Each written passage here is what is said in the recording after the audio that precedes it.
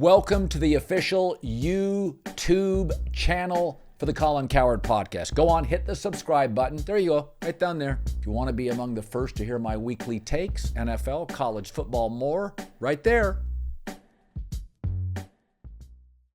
So I was thinking about this. I think about this a lot because I do criticize athletes at times about how remarkable athletes are. So if you look at the history of comedy, you get to be the funniest guy in the world for about 3 to 5 years. Ben Stiller, Jim Carrey, there was Drew Carey 25 years ago, Mike By the Myers. way, you're very charitable to include Ben Stiller on the funniest guy in the world list. Well, He's pretty good. Pretty good, but go ahead. Maybe he's a friend. I don't know who you're having drinks with, but go ahead. So if you go look at, Chris Rock, Yes. Jerry Seinfeld, Larry David, where you're Chappelle. sort of Yeah, those guys. Chappelle. Yeah. So, and then it's very hard to be as funny because your life experience changes dramatically because there's so much money in movies and production. That's when right. you get Yeah, big. of course. Hip hop stars similarly. First couple albums can be fantastic, and then the material changes. Yeah. Athletes, what's really amazing is athletes are almost the opposite. Mahomes is better since he's been paid. LeBron was better when he was paid. Is that athletes, unlike other entertainers, often feel a guilt or a pressure to elevate their greatness when they're paid. It's very rare when you look at athletes, they get paid, and I'm sure it happens. But not to the great ones. That's the difference between the great ones and everyone else. Because I think that when you talk about getting paid, but I think that at every step of your athletic journey, there has been a getting paid, but not actually money moment where you could relax. You know what I mean? The kid who, when he makes varsity as a freshman, takes his foot off the gas, doesn't get the college scholarship. And the kid who, when he goes to college, is a starter early on and takes his foot off the gas, doesn't make the league. So it almost, you know what I mean? It slowly but surely weeds those people out because it's such a finite number and there's always a new crop of people coming for those jobs. Also, is that in hip hop, when you win, you're worshipped by everybody. In comedy, when you're the king of laughs, you are worshipped by everybody. In sports, when you win, most of the league hates you. So in sports, greatness does not equal worship outside of your town.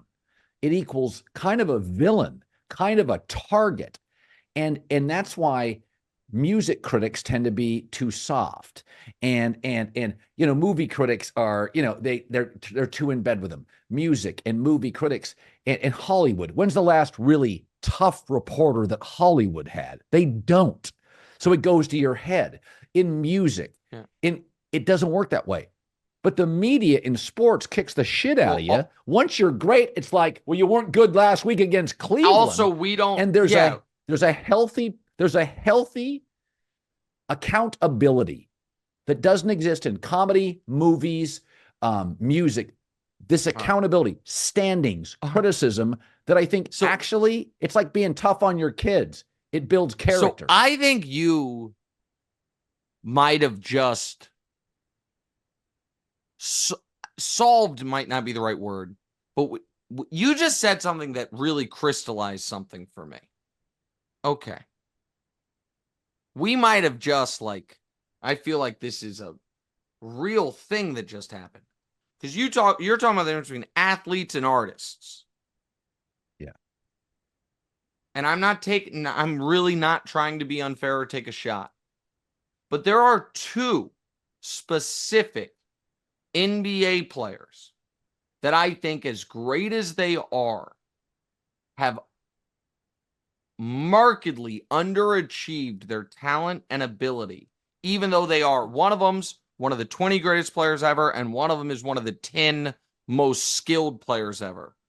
And I think both of them view themselves more artist than athlete. And those two guys are Kevin Durant and Kyrie Irving.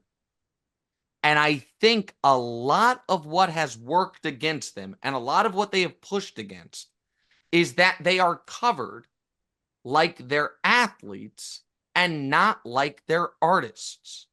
That it is a lot of criticism and a lot of why did you do this and a lot of but you didn't do that and comparative stuff that athletes are used to. But they're like, we're fucking artists, man.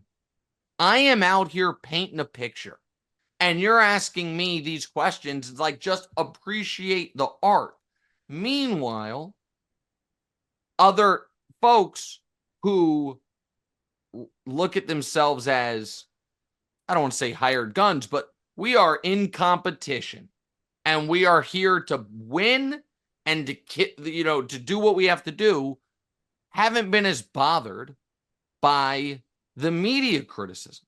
But it does, Katie and Kyrie, who, and again, Kyrie, to his credit, has been unbelievable this year. And KD, post Achilles, is the best Achilles recovery in sports history. So I'm not trying to be unfair. It really is. I'm not trying to be unfair, and I'm not trying to take a shot.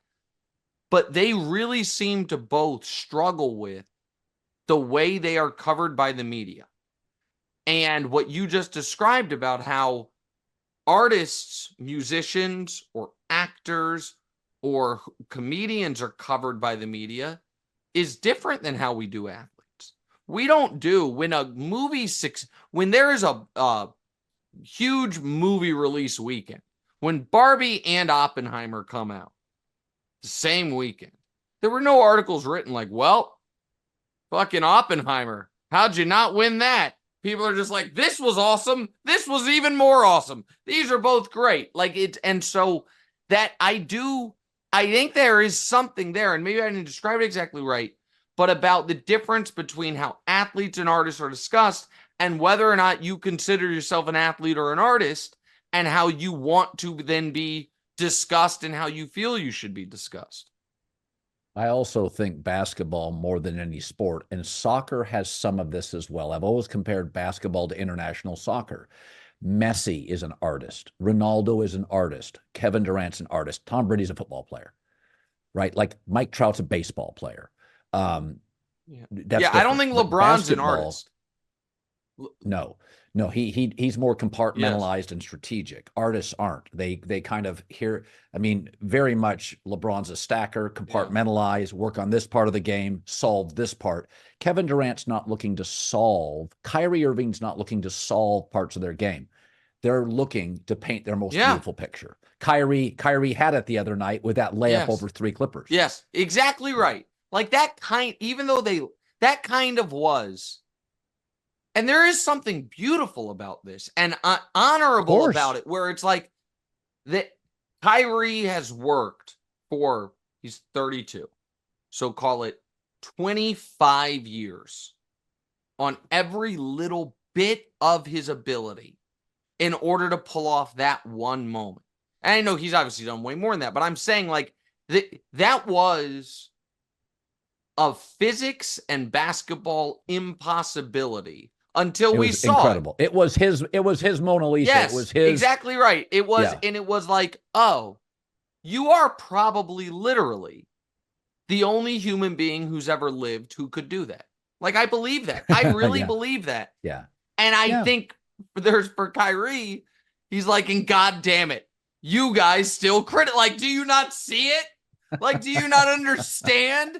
But because it's sports, we're like, yeah, but you lost and you haven't been in the finals in 8 years because it's sports. And so, yeah, I do think I want to think about this more because you said it in real time.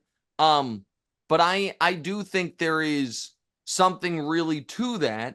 And I think I'm going to start like looking at, because another guy who I think was, as much as you can be in football, closer to artist than athlete, is my pal Odell. I think there was a lot of look at this show I am putting on. Look at what I can do that I have worked on and honed, and the beauty of it. And then, but he's also a guy who never felt he was given a fair shake by the media. You know what I mean? Who never Right. felt it was that he was covered fairly. Yeah, I think, and I think about that a lot with basketball. Um, it's a canvas. Yeah. There are players, Michael had some kind of a almost mechanical mid-range. Yeah. Michael scored most of his points on 2 to 3 moves. Kobe was more artist. He had a side of the key he liked. But Michael and Kobe both. Michael would do these flips over his head or the switch hands. But Michael really scored. His game was not mechanical's the wrong word. Strategic. It was really strategic. It was really efficient. It was really remarkable. And Michael would just go back to what he did over and over.